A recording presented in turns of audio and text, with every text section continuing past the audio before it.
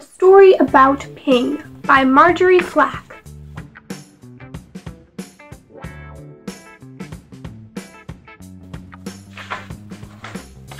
Once upon a time, there was a beautiful young duck named Ping. Ping lived with his mother and his father and 2 sisters and 3 brothers and 11 aunts and 7 uncles and 42 cousins. Their home was a boat with 2 wise eyes on the Yangtze River. Each morning as the sun rose from the east, Ping and his mother and his father and his sister and brothers and aunts and uncles and his 42 cousins all marched one by one down a little bridge to the shore of the Yangtze River. All day they would hunt for snails and little fishes and other pleasant things to eat. But in the evening, as the sun set in the west, la la la la la la, would call the master of the boat. Quickly, Ping and all his many family would come scurrying. Quickly they would march, one by one, up over the little bridge and onto the wise-eyed boat which was their home on the Yangtze River.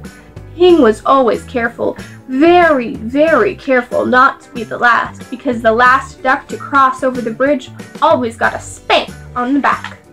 But one afternoon, as the shadows grew long, Ping did not hear the call because at that moment Ping was wrong side up trying to catch a little fish. By the time Ping was right side up, his mother and his father and his aunts were already marching one by one up over the bridge. By the time Ping neared the shore, his uncles and his cousins were marching over, and by the time Ping reached the shore, the last of his 42 cousins had crossed the bridge. Ping knew he would be the last, the very last duck if he crossed the bridge. Ping did not want to be spanked, so he hid. Ping hid behind the grasses, and as the dark came and the pale moon shone in the sky, Ping watched the wise-eyed boat slowly sail away down the Yangtze River.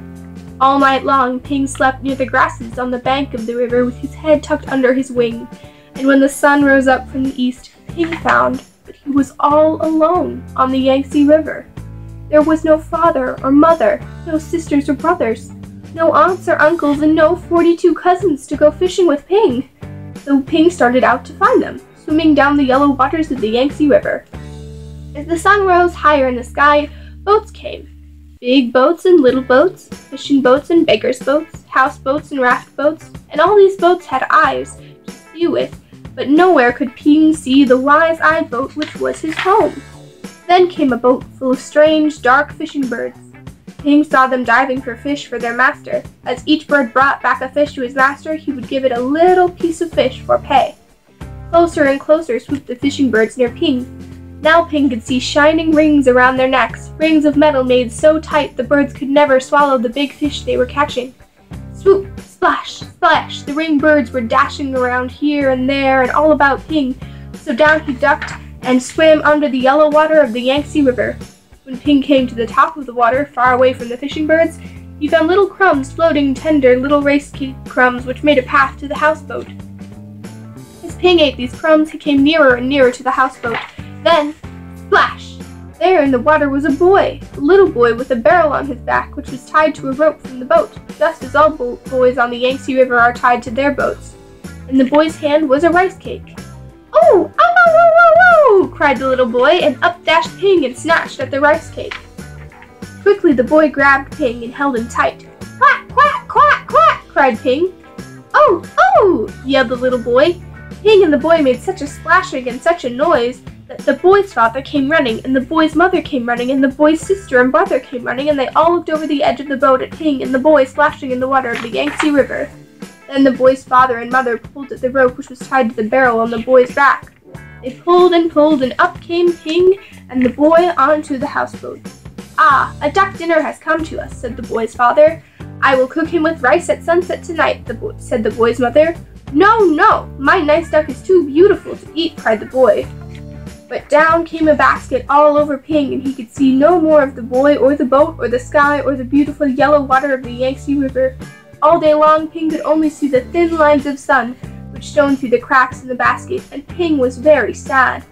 After a long while, Ping heard the sound of oars and felt the jerk, jerk of the boat as it was rowed down the Yangtze River. Soon the lines of sunshine which came through the cracks of the basket turned rose color, and Ping knew the sun was setting in the west. Ping heard footsteps coming near him. The basket was quickly lifted, and the little boy's hands were holding Ping. Quickly, quietly, the boy dropped Ping over the side of the boat, and Ping slipped into the water, the beautiful yellow water of the Yangtze River. Then Ping heard this call, "La la la la lay." Ping looked, and there, near the bank of the river, was the wise-eyed boat, which was Ping's home, and Ping saw his mother and his father and his aunts all marching one by one up over the little bridge. Swiftly, Ping turned and swam, paddling toward the shore. Now Ping could see his uncles marching one by one. Paddle, paddle, Ping hurried toward the shore. Ping saw his cousins marching one by one. Paddle, paddle, Ping neared the shore, but as Ping reached the shore, the last of Ping's 42 cousins marched over the bridge, and Ping knew that he was late again. But up marched Ping, up over the little bridge, and spank came the spank on Ping's back. Then at last Ping was back with his mother and his father and 2 sisters and 3 brothers and 11 aunts and 7 uncles and 42 cousins. Home again on the wise-eyed boat on the Yangtze River.